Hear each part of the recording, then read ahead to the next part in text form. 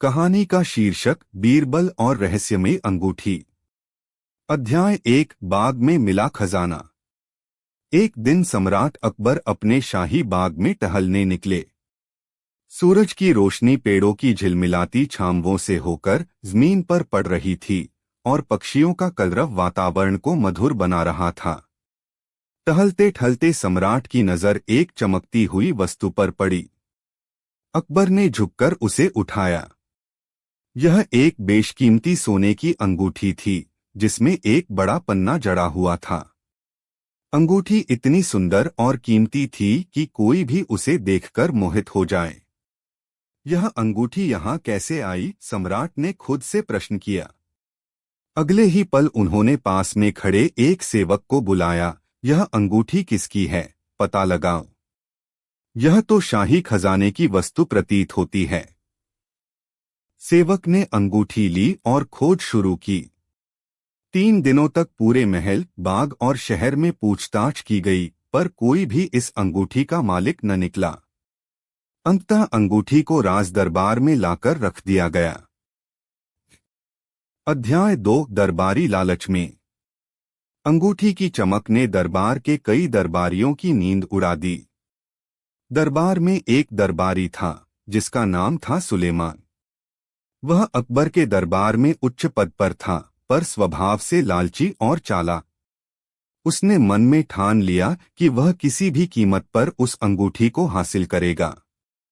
एक दिन वह दरबार में उपस्थित होकर बोला, जहांपना, मैं दावा करता हूं कि यह अंगूठी मेरे पितामह की है, जो वर्षों पहले युद्ध में खो गई थी। यह हमारे खानदान की निशानी है। अकबर ने अंगूठी सुलेमान को दिखाई। क्या तुम यकीन के साथ कह सकते हो? सुलेमान ने बिना झिझक के उत्तर दिया, जी हाँ, जहांपना। इस अंगूठी पर हमारे खानदान की मुहर है। देखिए, यह शेर की आकृति यही तो है। अकबर थोड़े चिंतित हुए। यदि यह अंगूठी वास्तव में तुम्हारी है तो तुम्हें इसे देने में हमें कोई आपत्ति नहीं, लेकिन मैं बीरबल से भी इसकी जांच कराना चाहूंगा। अध्याय 3। बीरबल की चुनौती। अकबर ने बीरबल को बुलाया और सारा किस्सा बताया। बीरबल ने अंगूठी को ध्यान से देखा और मुस्कुराते हुए बोला, जहांपनाह, यह सच है कि अंगूठी बहुमूल्य है और किसी राजा महाराजा की प्रतीत होती है, किंतु यह निर्णय जल्दबाजी में नहीं किया जाना चाहिए। मुझे एक दिन का समय दीजिए, मैं इस रहस्य को सुलझा दूंगा। अकबर ने सहमति दे दी। बीरबल ने सबसे पहले अंगूठी को महल के गहनों की सूची में खोजा, पर वहां इसका कोई उल्लेख नहीं था। फिर उन्होंने शाही सुनार से इस अंगूठी की बनावट और डिजाइन पर राय ली। सुनार ने बताया, यह अंगूठी यकीनन राजसी है, पर इसकी बनावट हिंदुकुश क्षेत्र की प्रतीत होती है। यह दिल्ली या आगरा की कारीगरी नहीं है। बीरबल ने अपने गुप्तचरों को सक्रिय किया। शाम होते होते एक खबर आई कि शहर के उत्तरी हिस्से में एक व्यापारी कुछ दिन पहले एक कीमती अंगूठी चोरी होने की रिपोर्ट लेकर आया था, पर दरबारी स्तर पर उसकी बात को गंभीरता से नहीं लिया गया। अध्याय 4। व्यापारी की व्यथा। बीरबल ने व्यापारी को दरबार में बुलवाया। उसका नाम था माधव सेठ। जैसे ही अंगूठी दिखाई गई, उसकी आंखों में आंसू आ गए। वह हाथ जोड़कर बोला, हुजूर, यह मेरी पुश्तैनी अंगूठी है।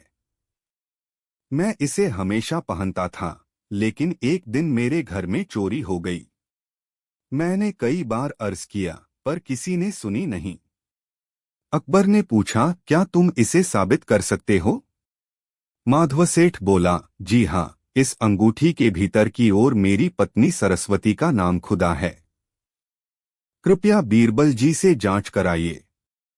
बीरबल ने तुरंत अंगूठी का सूक्ष्म निरीक्षण किया। सचमुच बेहद बारीक अक्षरों में सरस्वती लिखा था। अब मामला पेचीदा हो गया।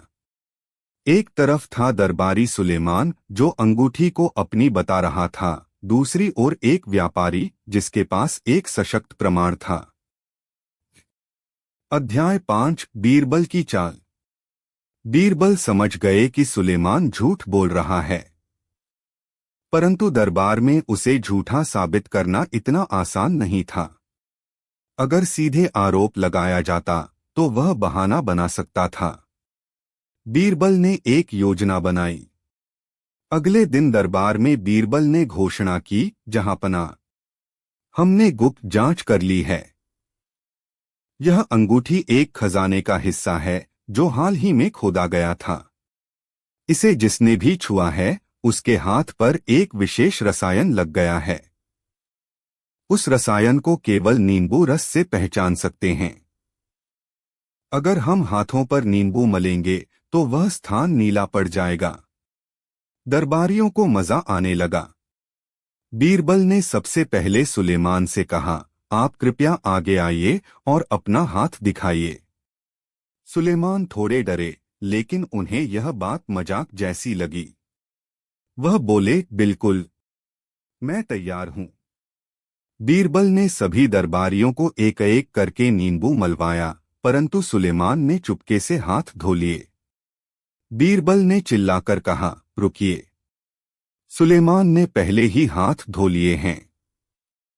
इसका अर्थ है कि उन्होंने अंगूठी को छुपा कर रखा था और रंग को हटाना चाहा। दरबार में सन्नाटा छा गया। अकबर ने गुस्से में पूछा, क्या यह सत्य है सुलेमान? सुलेमान अब झूठ न बोल सका। उसने सिर झुका लिया और बोला, जहांपनाह, मैं क्षमा चाहता हूं। लालच में मैंने झूठ बोला। अध्याय 6 न्याय और पुरस्कार। अकबर का चेहरा कठोर हो गया। उन्होंने गुस्से में कहा, सुलेमान, तुमने एक गरीब व्यापारी का विश्वास तोड़ा और हमारे दरबार को शर्मिंदा किया। तुम्हें दरबारी पद से निलंबित किया जाता है और अगली सूचना तक तुम किसी भी प्रशासनिक कार्य में भाग नहीं ले सकोगे। फिर उन्होंने व्यापारी की ओर देखा, माधव सेठ, यह अंगूठी अब आपकी है। साथ ही आपके नुकसान की भरपाई के लिए शाही कोष से 5,000 स्वर्ण मुद्राएं दी जाएंगी। व्यापारी ने हाथ जोड़कर आभार प्रकट किया। अंततः अकबर ने बीरबल की ओर देखा और मुस्कराए, बीरबल, तुम्हारी चतुराई एक बार फिर साबित हुई। हम तुम्हें रहस्यभेदी महारथी की उपाधि देते हैं। पूरा दरबार बीरबल की प्रशंसा में तालियां बजाने लगा। अध्याय 7 अंत में सीख। बीरबल ने सबको संबोधित करते हुए कहा, दरबार का मतलब केवल ज्ञान या अधिकार नहीं होता, बल्कि सत्य और न्याय की रक्षा करना उसका असली उद्देश्य होता है। यदि हम सत्य की राह छोड़ दें तो बड़े से बड़ा पद भी अर्थहीन है। अकबर ने हामी भरते हुए कहा, सही कहा बीरबल, और इसी कारण तुम हमारे प्रियतम हो। उपसंहार। यह घटना अकबर के दरबार में वर्षों तक याद की जाती रही। बीरबल की यह युक्ति, जिसमें उन्होंने बिना शस्त्र या बल प्रयोग किए एक झूठ को उजागर किया, आने वाले कई दरबारियों के लिए प्रेरणा बनी। अंगूठी एक प्रतीक बन गई, न केवल संपत्ति की बल्कि सत्य की भी। कहानी का शीर्षक, बीरबल और नकली संत का रहस्य। शैली, ऐतिहासिक, रहस्य, हास्य, नैतिक। प्रस्तावना। बादशाह अकबर और बीरबल की कहानियां न केवल मनोरंजन करती हैं, बल्कि उनमें गहरी समझ, हास्य और व्यावहारिक बुद्धिमत्ता भी छिपी होती है। प्रस्तुत है एक अनोखी कथा, जहां बीरबल एक ऐसे रहस्यमयी संत का भंडाफोड़ करते हैं जो पूरे राज्य में चमत्कारों से लोगों को मूर्ख बना रहा था। अध्याय 1 चमत्कारी संत का आगमन। आगरा के आसपास के गांवों में एक साधु का नाम फैल रहा था, महात्मा श्री विश्रांतिनाथ। लोग कहते कि उनके पास दिव्य शक्तियां हैं। वे बीमारियों को हाथ से ठीक कर देते हैं, जमीन से सोना निकाल सकते हैं और भविष्य भी देख सकते हैं। गांव-गांव से लोग उनके दर्शन करने आते। कुछ ही दिनों में वे राजमहल तक चर्चा का विषय बन गए। जब बादशाह अकबर को यह समाचार मिला तो उन्होंने भी जिज्ञासावश दरबार में इसका उल्लेख किया, क्या यह संभव है कि कोई संत इतने चमत्कार कर सकता है? कुछ दरबारी बोले, जहांपनाह, हमने अपने लोगों से सुना है कि उन्होंने एक गूंगे को बोलने लायक बना दिया और सूखे कुएं में पानी ला दिया। बीरबल चुपचाप सुन रहे थे। अकबर ने उनकी ओर देखा। बीरबल, तुम्हारा क्या विचार है? बीरबल मुस्कराए, जहांपनाह, चमत्कार केवल सत्य की आड़ में झूठ फैलाने का माध्यम हो सकता है। कृपा कर मुझे 3 दिन दीजिए, मैं असलियत सामने ला दूंगा। अध्याय 2 बीरबल की योजना। बीरबल ने अपने गुप्तचरों को विश्रांति नाथ के आश्रम की ओर भेजा। पता चला कि संत का मूल नाम भोलाराम था और वह पहले एक नट था जो बाजारों में तमाशे दिखाता था।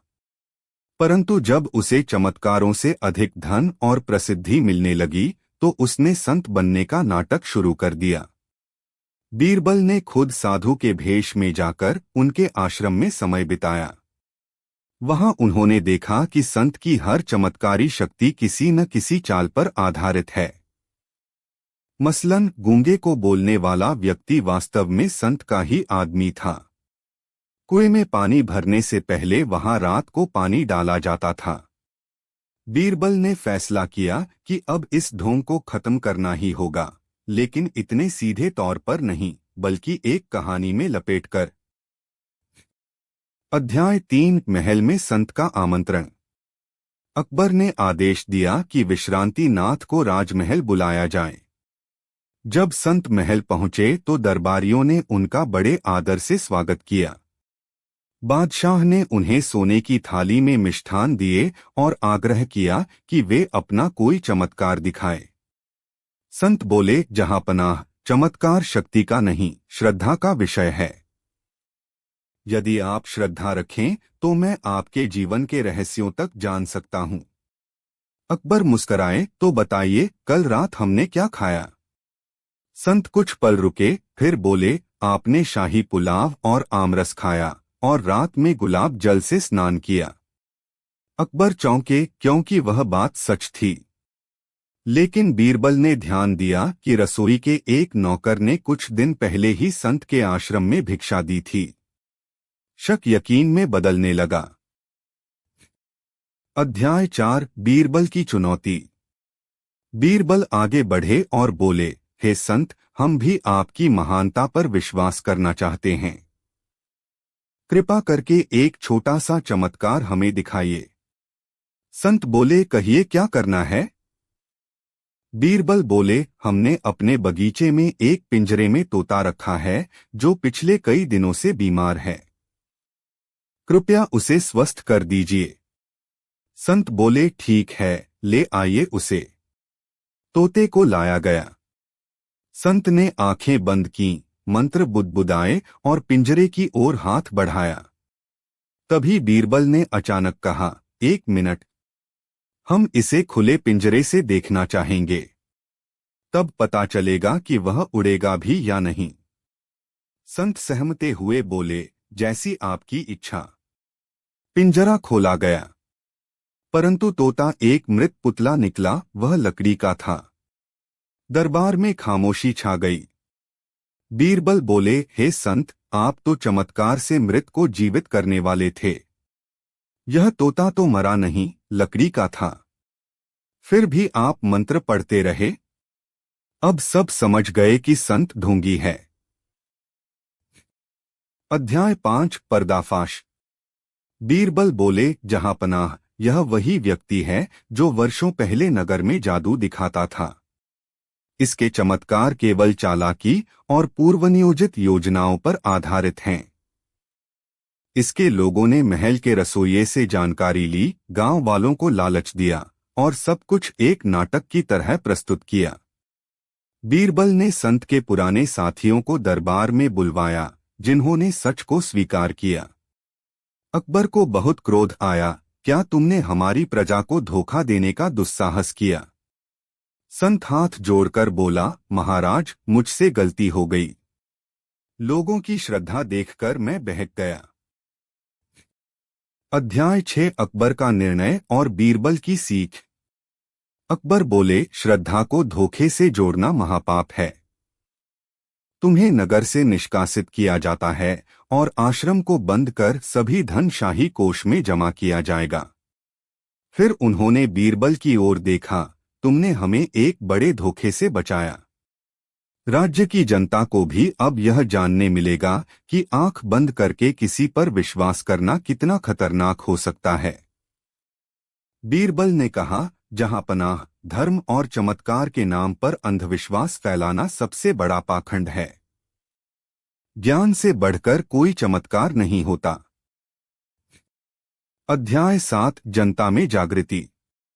अगले कुछ हफ्तों में बीरबल ने नगर में कई सभाएं आयोजित की, जहां उन्होंने लोगों को बताया कि कैसे अंधश्रद्धा से बचा जाए, कैसे तथ्यों की जांच करनी चाहिए और कैसे सरल जीवन ही सबसे बड़ा साधना है।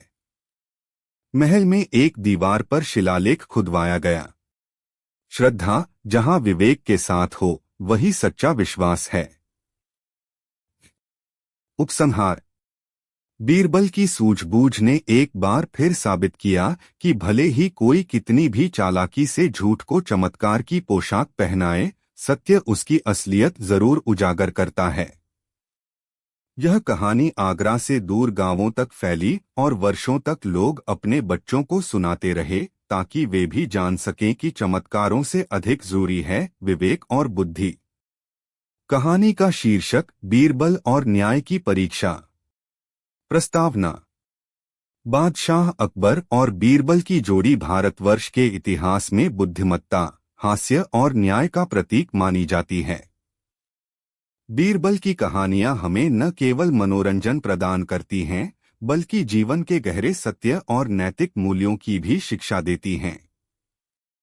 प्रस्तुत कहानी में बीरबल एक ऐसे प्रकरण को सुलझाते हैं जिसमें एक निर्दोष को सजा मिलने वाली होती है। उनकी बुद्धिमत्ता से न केवल न्याय होता है, बल्कि दरबार में एक मिसाल भी कायम होती है। अध्याय 1, सुनार की गुहार। दिल्ली के महल में एक दिन एक गरीब सुनार रोते हुए पहुंचा। उसके वस्त्र मैले थे, चेहरा थका हुआ और आंखों में डर की परछाई थी। वह दरबार की चौखट पर बैठ गया और पहरेदारों से विनती करने लगा, मुझे बादशाह सलामत से मिलने दीजिए, मेरा जीवन संकट में है।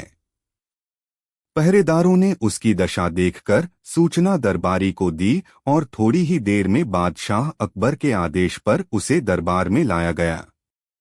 सुनार ने हाथ जोड़कर कहा, जहांपनाह, मैं एक छोटा सा सुनार हूं। 3 दिन पहले मेरे पास एक अमीर व्यापारी सोने की मूर्ति बनवाने आया। मैंने ईमानदारी से काम किया, पर जब वह मूर्ति लेने आया तो उसमें जड़ा हीरा गायब था। मैंने बताया कि हीरा उसने दिया ही नहीं था, पर अब वह मुझ पर चोरी का इल्जाम लगा रहा है। सिपाही मुझे पकड़ने आए हैं। अकबर ने दरबारियों की ओर देखा, क्या कोई इस मामले की जांच कर सकता है? बीरबल मुस्कराए और बोले, जहांपनाह, यदि आप अनुमति दें तो मैं इस मामले की तह तक जाकर न्याय करने का प्रयास करूं। अकबर ने तुरंत सहमति दे दी। अध्याय 2, व्यापारी की गवाही। अगले दिन बीरबल ने उस व्यापारी को दरबार में बुलवाया। वह आलीशान पोशाक में आया, उसका व्यवहार घमंडी और कठोर था। उसके पीछे 4 सेवक थे और हाथ में एक लाल रंग की थैली। बीरबल ने पूछा, कृपया विस्तार से बताइए कि क्या हुआ। व्यापारी बोला, मैंने इस सुनार को एक कीमती हीरा दिया था, जिसकी कीमत 5000 स्वर्ण मुद्राएं थी। कहा था कि इसे एक सोने की मूर्ति में जड़ना है, जिसे मैं अपनी बेटी की शादी में भेंट देना चाहता हूं। पर जब मैंने मूर्ति ली तो उसमें हीरा नहीं था। यह सुनार अब कहता है कि उसे मैंने हीरा दिया ही नहीं। बीरबल ने पूछा, क्या तुम्हारे पास उस हीरे के स्वामित्व का कोई प्रमाण है? व्यापारी बोला, मैं एक प्रसिद्ध व्यक्ति हूं, मुझे क्या प्रमाण देने की जरूरत? बीरबल ने कुछ क्षण सोचा और कहा, ठीक है, हम दोनों को 3 दिन का समय देते हैं। इस बीच न तो सुनार को बंद किया जाएगा और न ही व्यापारी को परेशान किया जाएगा। तीसरे दिन दरबार में अंतिम निर्णय सुनाया जाएगा। अकबर ने सहमति दे दी। अध्याय 3 बीरबल की जांच। बीरबल ने अपने गुप्तचरों को व्यापारी की दुकान और उसके घर भेजा। पता चला कि व्यापारी ने हाल ही में एक बहुत बड़ा कर्ज लिया है। वह अपने धन को दोगुना करना चाहता था और कई जुआरियों से भी मिला था, परंतु उस हीरे का कोई ठोस प्रमाण नहीं था। दूसरी ओर सुनार के पड़ोसियों और ग्राहकों से पूछने पर मालूम हुआ कि वह एक अत्यंत ईमानदार और मेहनती व्यक्ति है। वह वर्षों से वही काम कर रहा है और कभी कोई शिकायत नहीं हुई। बीरबल को अब शक था कि यह सारा मामला एक साजिश है, परंतु इसे सिद्ध करने के लिए उन्हें एक युक्ति की आवश्यकता थी। अध्याय 4 परीक्षा का आयोजन। तीसरे दिन पूरा दरबार न्याय देखने के लिए एकत्रित हुआ। बादशाह अकबर सिंहासन पर बैठे, बगल में बीरबल थे।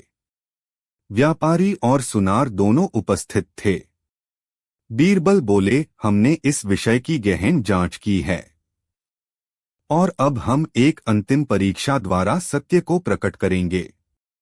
उन्होंने आदेश दिया कि एक बड़ा तांबे का घड़ा लाया जाए जिसमें पानी भरा गया है। फिर उन्होंने व्यापारी से कहा, आपको याद होगा कि आपने सुनार को जो हीरा दिया था उसका आकार एक चने के दाने जितना था, है न? व्यापारी ने कहा, हाँ, लगभग वैसा ही। बीरबल बोले, अब हम एक प्रयोग करेंगे। इस घड़े में से एक चने के दाने जितनी चीज निकालनी है जो पेंदी में डूबी हो। यह कार्य केवल वह व्यक्ति कर सकता है जिसने सच में वैसा ही हीरा देखा और छुआ हो। व्यापारी को बुलाया गया। उसने हाथ डाला, बहुत देर तक तलाश करता रहा पर कुछ न मिला। वह झल्लाकर बोला, यह कैसा मजाक है? इसमें तो कुछ है ही नहीं। फिर बीरबल ने सुनार को बुलाया। सुनार ने पानी में हाथ डाला और एक क्षण में एक नकली पत्थर निकाल लाया। बीरबल बोले, जहांपनाह, यही है न्याय का प्रमाण। अकबर ने पूछा, यह क्या सिद्ध करता है बीरबल? अध्याय 5 सत्य का उद्घाटन। बीरबल बोले, जिसने वह हीरा वास्तव में देखा होगा उसे ही अंदाजा होगा कि उसकी बनावट कैसी थी, उसका भार कैसा था और पानी में हाथ डालते समय वह कैसा महसूस होगा। व्यापारी ने हीरा देखा ही नहीं, इसलिए वह उसे पहचान नहीं सका। जबकि सुनार को यदि हीरा मिला होता तो वह पहचान सकता था और उसकी बनावट को महसूस कर सकता था, और उसने नकली ही सही कुछ तो निकाला। अकबर ने पूछा, पर यह नकली पत्थर कहाँ से आया? बीरबल मुस्कराए, मैंने ही पहले से उसमें डलवाया था। यह परीक्षण के लिए एक जाल था। इसके बाद बीरबल ने व्यापारी के ऋण और उसके जुआ खेलने की बातें दरबार में सबके सामने रखीं। कई गवाह भी बुलाए गए जिन्होंने व्यापारी की साजिश को प्रमाणित किया। अब सारा दरबार व्यापारी को दोषी मान चुका था। अध्याय 6 दंड और दया। अकबर ने व्यापारी की ओर देखा और बोले, तुमने एक ईमानदार कारीगर को बदनाम करने का प्रयास किया। तुम्हारा यह अपराध न केवल व्यक्ति के विरुद्ध था बल्कि राज्य की न्याय व्यवस्था पर भी प्रश्न था। तुम्हें 2 माह के कारावास और 5000 स्वर्ण मुद्राओं का जुर्माना देना होगा जो इस सुनार को हर जाने में दिए जाएंगे। सुनार की आंखों में आंसू थे। वह बोला, जहांपनाह, आपने और बीरबल जी ने मेरी इज्जत को बचाया। मैं कृतज्ञ हूं। बीरबल बोले, सुनार जी, सच्चाई को दबाया जा सकता है, मिटाया नहीं जा सकता। यही न्याय की असली शक्ति है। अध्याय 7 न्याय की प्रतिष्ठा। इस घटना के बाद अकबर ने दरबार में घोषणा की कि प्रत्येक नागरिक को यह अधिकार है कि वह सीधे दरबार में अपनी बात कह सके, चाहे वह कितना ही सामान्य क्यों न हो। एक विशेष न्याय मंच स्थापित किया गया जहां सप्ताह में एक दिन प्रजा सीधे अपनी समस्याएं रख सकती थी। बीरबल को न्यायदीप की उपाधि दी गई और सम्राट ने कहा, तुम्हारे कारण आज न्याय की प्रतिष्ठा और गहरी हुई है। यह राज्य तभी महान बन सकता है जब उसमें न्याय सच्चे मन से किया जाए। उपसंहार। बीरबल की चतुराई और विवेक ने एक निर्दोष व्यक्ति को सजा से बचा लिया और एक कपटी व्यक्ति की साजिश को उजागर किया। यह घटना दरबार में एक प्रेरणास्रोत बनी और हर किसी को यह सीख दी कि सत्य चाहे कितना भी कमजोर दिखे, अंततः वही विजय होता है। कहानी का शीर्षक बीरबल और 3 चालाक अपराधी। प्रस्तावना। अकबर और बीरबल की कहानियां भारतीय लोक संस्कृति का अमूल्य हिस्सा हैं। बीरबल की बुद्धिमत्ता, सहज व्यंग्य और अद्वितीय न्याय बुद्धि ने कई बार मुसीबतों को पल में सुलझा दिया। प्रस्तुत है एक रोमांचक कथा जिसमें बीरबल 3 चालाक अपराधियों की साजिश को बेनकाब करते हैं और राज्य को एक बड़ी क्षति से बचाते हैं। अध्याय 1। गुप्त खजाने की अफवाह। एक सुबह बादशाह अकबर अपने बगीचे में टहल रहे थे कि तभी उनके मंत्री अब्दुल रहमान तेजी से आए और बोले, जहांपनाह, एक महत्वपूर्ण सूचना है। सीमावर्ती गांव दरियापुर में किसी ने शाही खजाने की गुप्त जगह का पता लगाने का दावा किया है। अकबर चौंके। शाही खजाना? वह तो वर्षों पहले खो चुका था। जी हुजूर, 3 व्यक्ति दरबार में उपस्थित होना चाहते हैं। वे कहते हैं कि यदि उन्हें अकेले में बात करने की अनुमति मिले तो वे खजाने का रहस्य बता सकते हैं। अकबर ने कुछ क्षण सोचा और फिर कहा, उन्हें दरबार में बुलाया जाए। बीरबल को भी बुलाओ, यह मामला बड़ा दिलचस्प जान पड़ता है। अध्याय 2। 3 रहस्यमयी व्यक्ति। थोड़ी देर बाद 3 व्यक्ति दरबार में हाजिर हुए। उनके कपड़े सामान्य थे, चेहरे पर आत्मविश्वास और आंखों में चालाकी की चमक। पहला व्यक्ति बोला, मेरा नाम अजीत है। मैंने पुरानी पांडुलिपियों से खजाने की दिशा जानी है। वह खजाना इस राज्य की धरती में दबा हुआ है। दूसरा व्यक्ति बोल पड़ा, मैं रमेश हूं। मुझे अपने दादा से विरासत में वह नक्शा मिला है जो खजाने की सही जगह बताता है। तीसरे ने भी दावा किया, और मैं गोपाल। मैंने साधना द्वारा यह रहस्य जाना है। मैं बता सकता हूं कि किस दिन कौन सा ग्रह अनुकूल होगा जिससे खजाना आसानी से मिल सके। अकबर ने तीनों की बात सुनी और फिर बीरबल की ओर देखा, क्या कहते हो बीरबल? बीरबल मुस्कराए, जहांपनाह, सुनने में इनका दावा अनूठा है, पर सच जानने के लिए हमें बुद्धि से काम लेना होगा। मुझे एक दिन दीजिए, मैं सच्चाई सामने लाऊंगा। अध्याय 3। बीरबल की पहली चाल। अगले दिन बीरबल ने तीनों को अलग अलग कमरे में ठहराया और पहरेदार नियुक्त कर दिए। फिर उन्होंने तीनों को अलग अलग बुलाकर उनसे वही सवाल पूछे, आपके अनुसार खजाना कहाँ है?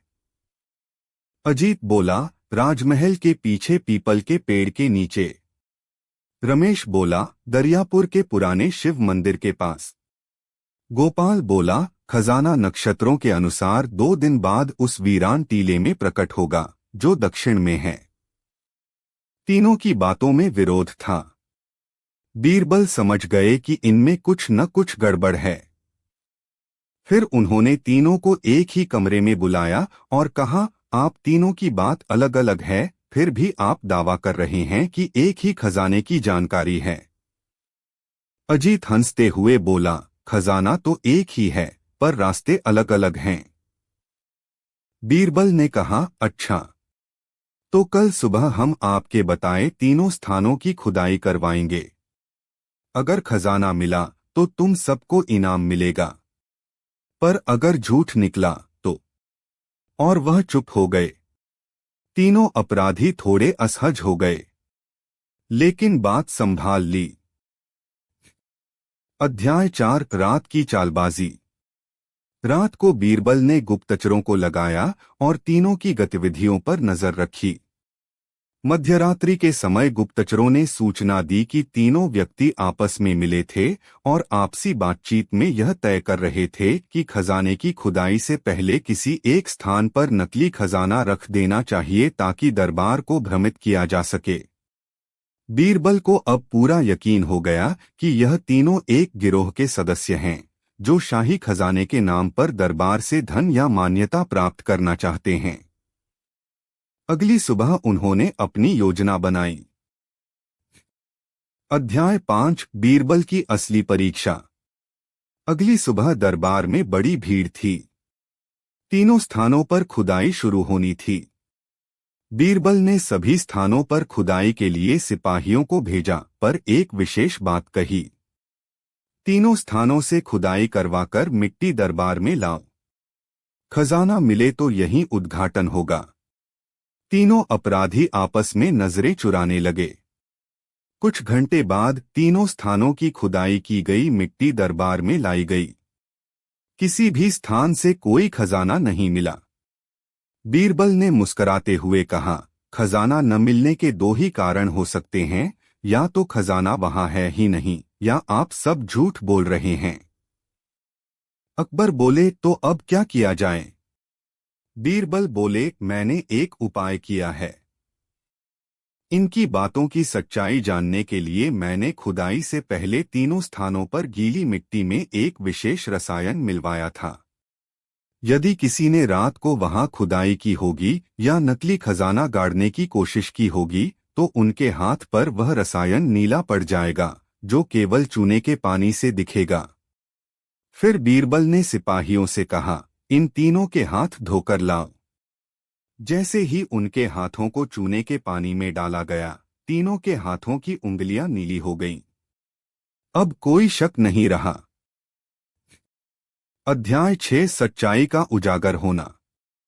बीरबल बोले, जहांपनाह, यह तीनों नटवरलाल हैं। ये कोई खजाना नहीं जानते, बल्कि शाही दरबार को मूर्ख बनाकर मान्यता या धन प्राप्त करना चाहते थे। रात में जाकर इन लोगों ने नकली बक्सा गाड़ने का प्रयास किया ताकि आज उसकी खुदाई से उन्हें विश्वसनीय बना दिया जाए। लेकिन इनकी चालाकी रसायन ने पकड़ ली। अकबर गुस्से में बोले, क्या तुमने सम्राट को धोखा देने की योजना बनाई थी? तीनों घुटनों के बल गिर पड़े। जहांपनाह, हमें क्षमा करें। हम गरीब हैं और धन के लालच में आकर ऐसा कर बैठे। बीरबल बोले, गरीबी कोई अपराध नहीं, पर बेईमानी और छल एक अपराध है। इनकी क्षमा नहीं होनी चाहिए। अध्याय 7 दंड और संदेश। अकबर ने आदेश दिया, तीनों को 1 वर्ष की कठोर सजा दी जाए और नगर में उनकी योजना की जानकारी दी जाए ताकि कोई और ऐसी हिम्मत न करे। बीरबल की ओर देखते हुए अकबर बोले, बीरबल, तुमने एक बार फिर चतुराई और संयम से न्याय किया। अगर तुम्हारी बुद्धिमत्ता न होती तो शायद ये लोग अपने मंसूबों में सफल हो जाते। बीरबल मुस्कराए, जहांपनाह, सत्य और विवेक का संगम ही न्याय को जन्म देता है। उपसंहार। इस घटना के बाद राज्य में यह प्रसंग एक कथा बन गया। बीरबल की चतुराई और परीक्षण की विधि को विद्वानों ने सराहा और लोग सतर्क हो गए कि खजाने, चमत्कार या किसी लालच में पड़कर आंखें बंद करके विश्वास करना मूर्खता है। यह घटना बताती है कि झूठ चाहे कितना भी सजीव क्यों न लगे, सत्य की कसौटी पर वह देरसवेर पकड़ा ही जाता है। कहानी का शीर्षक, बीरबल की गुप्त परीक्षा। मुगल सम्राट अकबर के 9 रत्नों में सबसे तेज और लोकप्रिय रत्न थे बीरबल। उनकी कहानियां भारत में लोकज्ञान, चतुराई और व्यावहारिक न्याय का प्रतीक बन चुकी हैं। प्रस्तुत है एक ऐसी ही रोमांचक कहानी जहां बीरबल बिना किसी गवाह, बिना किसी शोरगुल के एक चोरी की गुत्थी को हल करते हैं और निर्दोष को बचाकर दोषी को सजा दिलाते हैं। अध्याय 1 शाही पुस्तकालय में चोरी। एक दिन दरबार के शाही पुस्तकालय से सूचना आई कि एक दुर्लभ और बहुमूल्य संस्कृत ग्रंथ ज्ञानदीपिका चोरी हो गया है। यह ग्रंथ महाराज अकबर को बनारस के एक महान पंडित ने भेंट किया था और उसमें जीवन के गूढ़ तत्वों को सरल भाषा में समझाया गया था। ग्रंथ की चोरी की खबर मिलते ही महल में हलचल मच गई। पुस्तकालय के प्रमुख और 4 सहायक कर्मचारियों को तत्काल दरबार में बुलाया गया।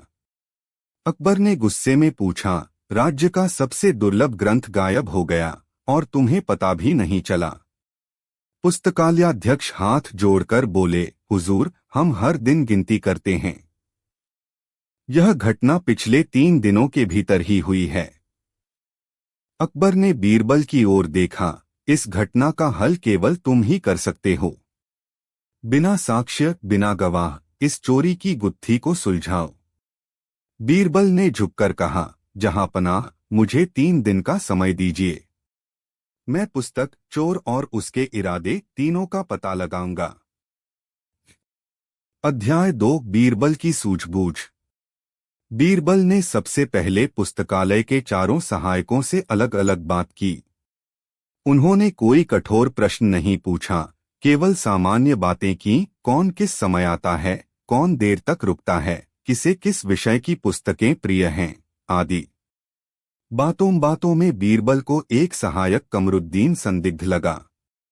वह बातों में टालमटोल कर रहा था, आंखें नहीं मिला पा रहा था और बार बार पसीना पोंछ रहा था। बीरबल ने किसी पर आरोप नहीं लगाया, बल्कि अकबर से कहा, मैं इस गुत्थी को हल करने के लिए एक परीक्षा लेना चाहता हूं, और वह भी गुप्त रूप से। अकबर ने हामी भर दी। अध्याय 3 चुपचाप लगाई गई जाल। बीरबल ने रात को पुस्तकालय के हर कर्मचारी के कमरे में एक विशेष प्रकार की खुशबूदार चूर्ण छिड़कने का आदेश दिया। यह चूर्ण केवल तभी सक्रिय होता था जब वह किसी विशेष वनस्पति के संपर्क में आता था। फिर बीरबल ने एक शाही सिपाही को आदेश दिया कि कमरुद्दीन के कमरे के बाहर कुछ मिनटों तक वह वनस्पति रख दे, जिस पर यह चूर्ण प्रतिक्रिया करता था। अगली सुबह बीरबल ने सबको महल के बाग में बुलाया और एक विचित्र बात कही, हमने भगवान से प्रार्थना की थी कि जो भी चोर होगा, उसके हाथ आज नीले हो जाएंगे। सभी कर्मचारी अपने हाथ देखने लगे। सबके हाथ सामान्य थे, सिवाय कमरुद्दीन के। उसके हाथों में नीले धब्बे उभर आए थे। वह चौंक गया और हाथ छिपाने लगा। बीरबल ने मुस्कुराकर कहा, जहांपनाह, यही है वह व्यक्ति जिसने ग्रंथ चुराया है। यह रंग वही चूर्ण से आया है जो हमने रात को इसके कमरे में छिड़का था। अध्याय 4 अपराधी का इकरार। कमरुद्दीन अब चुप नहीं रह सका। वह जमीन पर गिर पड़ा और बोला, हुजूर, मैं अपराधी हूं। मैंने ही ग्रंथ चुराया, पर मैं उसे बेचना नहीं चाहता था। अकबर चौंक गए, तो फिर क्यों? कमरुद्दीन बोला, मैं भी संस्कृत का विद्यार्थी हूं। उस ग्रंथ को पढ़ने की मेरी वर्षों की इच्छा थी, पर मुझे वह देखने की अनुमति नहीं थी। मैं जानता था कि चोरी अपराध है, परंतु लोभ नहीं रोक सका। मैंने सोचा, पढ़कर चुपचाप वापस रख दूंगा, परंतु उससे पहले ही आप लोगों को पता चल गया। बीरबल ने पूछा, तुम्हें कितना समय लगता उस ग्रंथ को पढ़ने में? कम से कम 2 सप्ताह, वह बोला। बीरबल ने उसकी ओर देखा और कहा, तो क्या तुम यही बात पहले कह नहीं सकते थे? एक बार यदि तुम विनती करते तो शायद पुस्तकालयाध्यक्ष अनुमति दे देता। कमरुद्दीन ने सिर झुका लिया। अध्याय 5 बीरबल का न्याय। अकबर बोले, इसने चोरी की है, चाहे किसी भी कारण से की हो। अब दंड तो निश्चित है। बीरबल बोले, जहांपनाह, दंड के साथ साथ शिक्षा भी होनी चाहिए। मैं एक प्रस्ताव देना चाहता हूं। बोलो, अकबर बोले। कमरुद्दीन को कारावास न देकर एक शर्त पर क्षमा दिया जाए। वह आगामी 2 सप्ताह तक ज्ञानदीपिका का पाठ करे, उसका सारांश तैयार करे और उसे महल के हर सेवक और आम आदमी को सरल भाषा में समझाए। यह उसका दंड भी होगा और प्रायश्चित भी। अकबर ने कुछ क्षण सोचा और मुस्कुराकर कहा, तुम्हारा निर्णय सत्य में बुद्धिमान और मानवता से पूर्ण है, बीरबल। अध्याय 6 शिक्षा का विस्तार। कमरुद्दीन ने अगले 2 सप्ताह ज्ञानदीपिका ग्रंथ का गहन अध्ययन किया। उसके बाद वह महल में छोटे छोटे सत्रों में पुस्तक की शिक्षाएं लोगों को बताता। उसका सरल, आत्मीय और सच्चा भाव लोगों को बहुत भाया। पुस्तकालय में अब एक नियम बना कि कोई भी योग्य कर्मचारी यदि अध्ययन के लिए किसी विशेष ग्रंथ की अनुमति मांगे तो उसे उचित समय के लिए वह पुस्तक दी जा सकती है, ताकि भविष्य में कोई और कमरुद्दीन बनकर चोरी की आवश्यकता महसूस न करे। उपसंहार। यह कथा केवल एक चोरी की नहीं, बल्कि ज्ञान की भूख, अवसर की कमी और न्याय के विवेक की कहानी थी। बीरबल ने साबित कर दिया कि न्याय केवल दंड नहीं, बल्कि सुधार का भी माध्यम हो सकता है। अकबर ने उस दिन कहा, बीरबल, तुम केवल न्यायप्रिय नहीं, मानवताप्रिय भी हो। यही कारण है कि इस दरबार में तुम्हारा स्थान सर्वोच्च है। कहानी का शीर्षक, बीरबल और न्याय का तराजू। प्रस्तावना। अकबर और बीरबल की कहानियां केवल मनोरंजन नहीं, बल्कि न्याय, विवेक और व्यवहारिक बुद्धि की मिसाल हैं। बीरबल की हाजिर जवाबी और समस्याओं को अनूठे तरीकों से हल करने की क्षमता उन्हें खास बनाती थी। यह कहानी एक ऐसे मामले की है जिसमें 2 व्यापारियों के बीच उत्पन्न हुआ विवाद दरबार तक पहुंचा, और जिसे सुलझाने में बीरबल ने न्याय को केवल कानून नहीं, बल्कि विवेक से भी जोड़ा। अध्याय 1 व्यापारियों का विवाद। बादशाह अकबर के दरबार में एक दिन 2 व्यापारी, सेठ हरिदास और साहूकार धनीराम आए। दोनों आपस में बहुत क्रोधित थे और एक दूसरे पर विश्वासघात का आरोप लगा रहे थे। सेठ हरिदास बोला, जहांपना, मैंने इस धनीराम को एक कीमती मोती बेचने के लिए सौंपा था। कहा था कि बेचकर पैसा लौटा देना, परंतु यह अब कहता है कि मैंने उसे कोई मोती दिया ही नहीं। धनीराम तुरंत बोला, यह झूठ बोलता है। इसने मुझे कोई मोती नहीं दिया, न कोई सौदा तय हुआ। अकबर ने दोनों की बातें सुनी। मामला स्पष्ट नहीं था। न तो कोई लिखित समझौता था, न कोई गवाह। उन्होंने बीरबल की ओर देखा। इस उलझे मामले को केवल तुम ही सुलझा सकते हो, बीरबल। बीरबल ने सिर झुकाकर कहा, जहांपनाह, मुझे 2 दिन का समय दीजिए। मैं सत्य सामने लाकर रहूंगा। अध्याय 2 बीरबल की प्रारंभिक पड़ताल। बीरबल ने दोनों व्यापारियों को अलग अलग बुलाकर उनसे बातचीत की। हरिदास ने कहा, मैंने मोती उसे एक रेशमी कपड़े में लपेटकर दिया था। यह मोती मेरे पिताजी की धरोहर था, बहुत दुर्लभ और कीमती। जब बीरबल ने धनीराम से बात की तो उसने कहा, महाराज, मैं ईमानदार व्यापारी हूं। अगर मुझे वह मोती मिलता तो क्या मैं पैसे न देता? बीरबल समझ गया कि दोनों ही चालाक हैं, पर उनमें से एक झूठ बोल रहा है। उसे एक उपाय सूझा। अध्याय 3 न्याय का तराजू। 2 दिन बाद दरबार लगा। बीरबल ने एक विशेष तराजू मंगवाया, एक बहुत ही पुराना, लोहे का, थोड़ा जंग लगा हुआ तराजू। उस तराजू के साथ एक लाल रंग का कपड़ा भी लाया गया। बीरबल ने सबके सामने कहा, यह कोई साधारण तराजू नहीं है। यह हमारे राज्य के प्राचीन न्यायालय में प्रयोग होता था। कहते हैं, जो भी व्यक्ति झूठ बोलता है, उसका झूठ इस तराजू के पलड़े में झलक जाता है। लोग चकित रह गए। बीरबल ने दोनों व्यापारियों को तराजू के पास बुलाया और कहा, हरिदास, तुमने कहा था कि मोती रेशमी कपड़े में लपेटा था। क्या यही वह कपड़ा है? हरिदास ने कपड़ा देखा और बोला, जी हाँ, बिल्कुल यही है।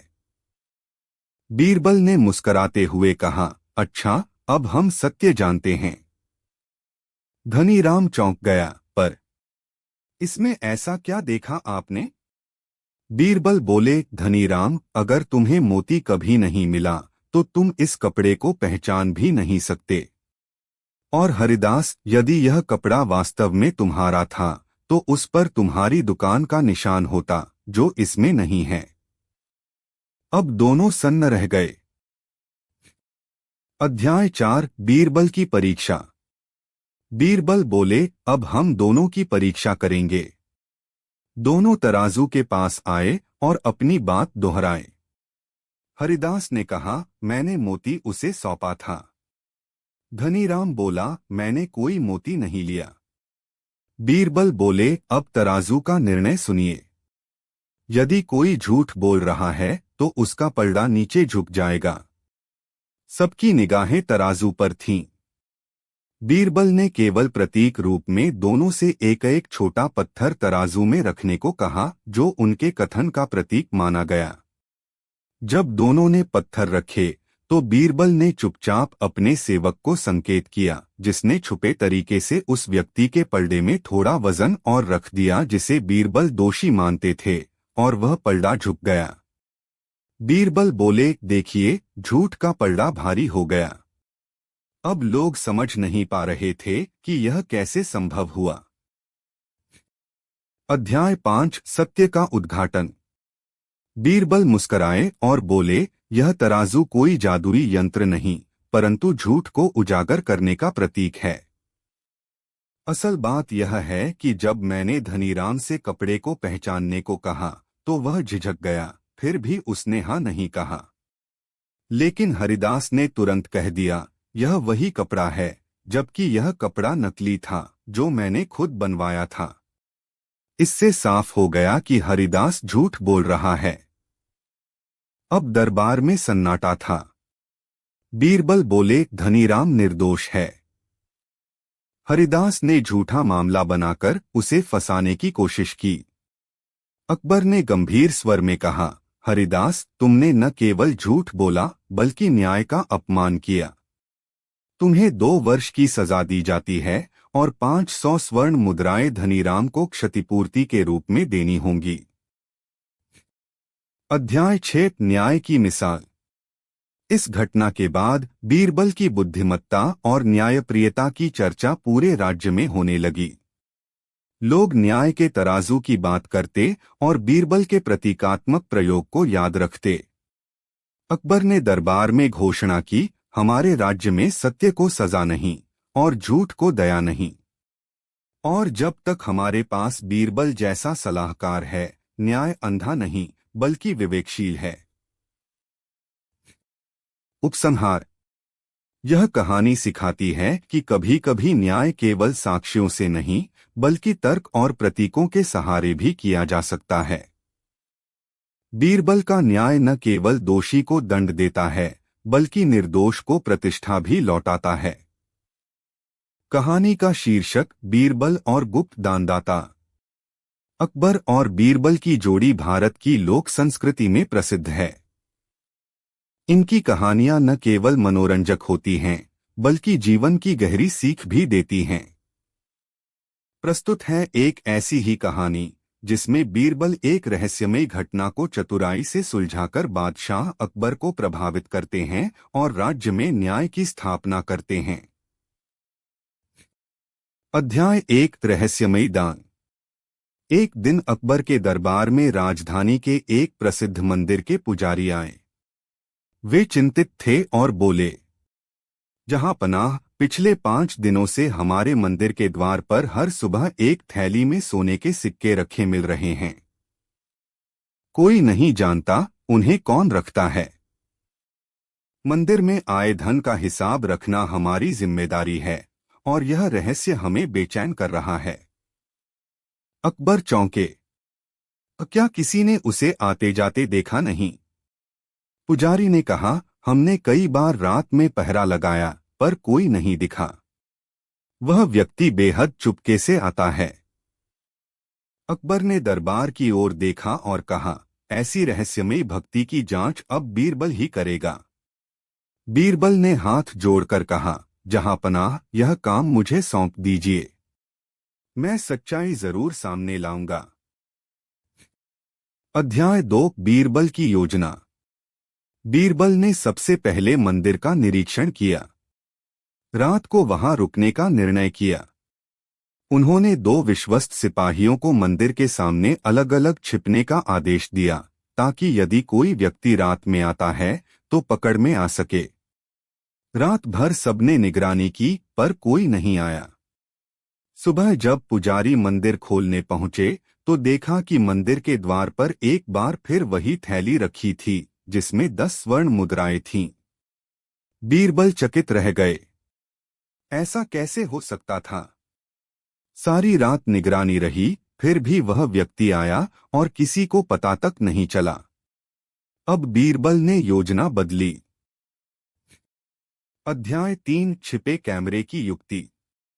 उस युग में कैमरा नहीं था, पर बीरबल की बुद्धि किसी कैमरे से कम नहीं थी। उन्होंने मंदिर के द्वार के चारों ओर रेत बिछवा दी और चारों कोनों में रंग बिरंगे फूलों की पंखुड़ियां फैला दी। इसके साथ ही मंदिर के सामने लगे एक दीपक को छुपा दिया गया, जिसमें हल्का सा नीला रंग का धुआं जलने पर निकलता था। यह धुआं केवल दिन के उजाले में दिखाई देता था और जिससे वस्त्रों पर हल्का नीला धब्बा लग जाता था। रात बीत गई। सुबह जब मंदिर का दरवाजा खोला गया तो एक बार फिर थैली वहां थी और अब बीरबल की आंखें चमक उठीं। अध्याय 4 सुराग की पहचान। बीरबल ने तुरंत देखा कि रेत पर एक साफ पगचिन्ह था और पंखुड़ियां कुछ जगह से बिखरी हुई थीं। उन्होंने उस पगचिन्ह का आकार और दिशा ध्यान से देखी। फिर दरबार में एक सूची बनाई ऐसे लोगों की जो मंदिर के आसपास रहते थे और जिनके पास ऐसे पगचिन्ह हो सकते थे। बीरबल ने नगर के सिपाहियों को भेजकर 10 लोगों को दरबार में बुलवाया, जिनमें से कुछ व्यापारी, कुछ साधु और एक नगर सेवक भी था।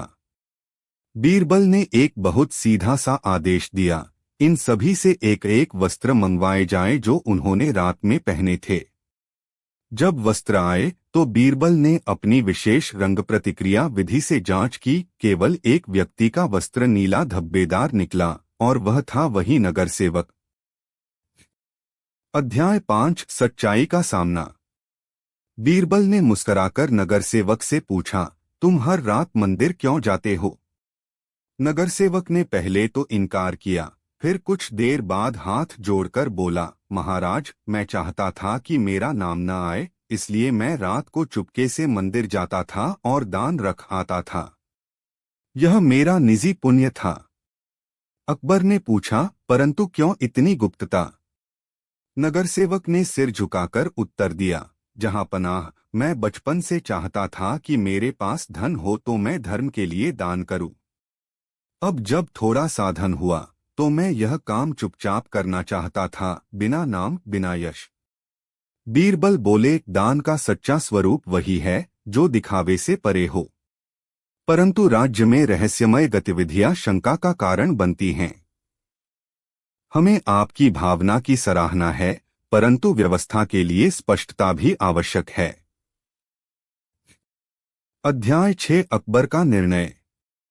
अकबर ने नगर सेवक से कहा, तुम्हारी भावना को सलाम करता हूं। तुम्हारा दान निस्वार्थ था, परंतु भविष्य में यदि राज्य में इस तरह की गुप्त गतिविधि होगी तो पहले अनुमति लेना आवश्यक होगा। उन्होंने आदेश दिया, नगर सेवक की भक्ति भावना को देखते हुए मंदिर के पास एक शिला स्थापित की जाए, जिस पर लिखा हो, जिसने बिना नाम लिए दिया वही सच्चा दाता है। बीरबल की ओर देखकर अकबर बोले, तुम्हारे विवेक से हम एक रहस्य को सुलझा पाए। यही कारण है कि तुम हमारे सबसे प्रिय रत्न हो। उपसंहार। यह कथा न केवल बीरबल की चतुराई की मिसाल है, बल्कि यह भी सिखाती है कि सच्चा दान गुप्त होता है, परंतु सामाजिक व्यवस्था और पारदर्शिता के लिए संतुलन आवश्यक है।